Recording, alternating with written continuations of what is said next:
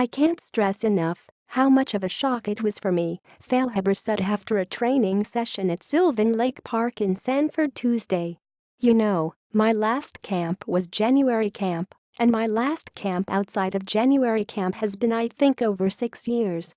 Feilhaber's name on the U.S. men's national team roster released Monday by the Orlando Sentinel came as a surprise to many.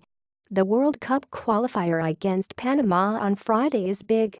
The U.S. is a point behind Panama in the final round of qualifying, and when they meet at Orlando City Stadium, the winner will go a long way toward solidifying the third and final automatic bid to the 2018 World Cup in Russia.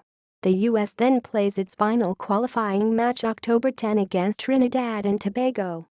Feilhaber has 43 caps with the national team, but he was called into January camp this year for the first time since 2014.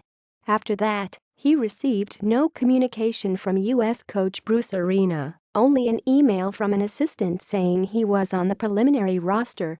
He didn't tell anyone but his wife because he thought nothing would come of it. The last World Cup qualifier camp Feilhaber, 32, entered was in 2009, and the last competitive matches he played came in the 2010 World Cup, coming off the bench in games against Slovenia, Algeria, and Ghana. "It's extremely important, obviously, the last 2 games of the Hex and 6 points to guarantee our ticket to the World Cup," Feilhaber said. "Our first game against Panama is to hopefully leapfrog them, so 3 points is vital, and for me, it's a real shock to be here, to be honest. Didn't expect to get this call, but I'm here to do whatever I can for the team and help them qualify. So, it's an exciting time." When he did see his name on the final roster, he called his parents to tell them the good news after accepting his international career was over. He's back. Now over the initial shock, he said he's focused, as if he's been in every U.S. camp leading to this week. "Well, he's a good passer, and in the final third of the field, he has some qualities that I think we're lacking," Arena said of Feilhaber. "Just watching him play in the kind of form he's in, and the kind of qualities he continues to have, and thinking there may be situations where we can utilize his skills." A number 10 playmaker, Feilhaber has 5 MLS goals and 3 assists with Sporting Kansas City this season. He is one of 3 players on the U.S. roster. The others are Matt Beastler and Longwood native Graham Zusi, who helped SKC to a U.S. Open Cup title this year. "I'll just try to do the things that are my strengths, and that's creating opportunities for our strikers, our wingers, try to combine in midfield to try and open up space and try and get into the attack as well," he said. "I've always believed in what I can bring. When I did come in regularly for the national team, I always felt a great sense of pride in playing here. I feel confident I can make a difference and help the team." Athlete protests. Many pro athletes competing in a wide range of sports are making headlines for taking a knee during the national anthem played before games. The NFL is at the forefront of the movement, but few soccer players have joined.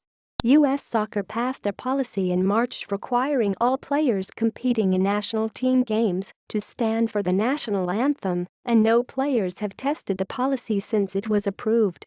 When asked if he would support players with the U.S. men's national team if they chose to kneel, Arena said he could not comment because the issue has not been discussed.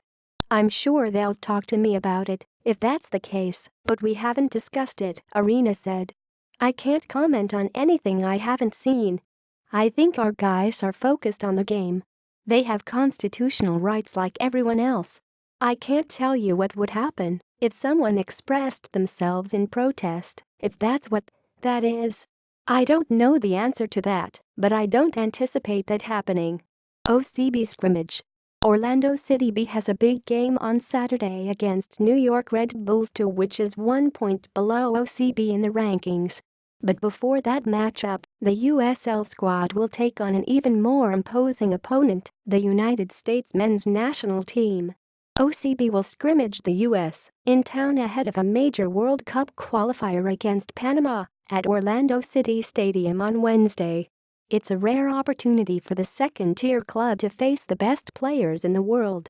For the guys to play up against the quality of players who will be on the other side is great because we don't get to do that very often, OCB coach Anthony Pulis said. Obviously some of our guys can train with the MLS group, but these are top-level international guys. We want them to learn and to grow and to be better players at the end of it. There is some concern about players getting injured or overworked during the scrimmage. Pulis said he'll have to manage the minutes of guys who'd have played a lot to make sure there are no injuries through the two 30-minute halves of the scrimmage. We'll probably look to split the lineup, and they'll play 30 minutes each, Pulis said. So, it should be a great experience for the guys, but at the same time you kind of want to make sure that everybody gets through it healthy and fit.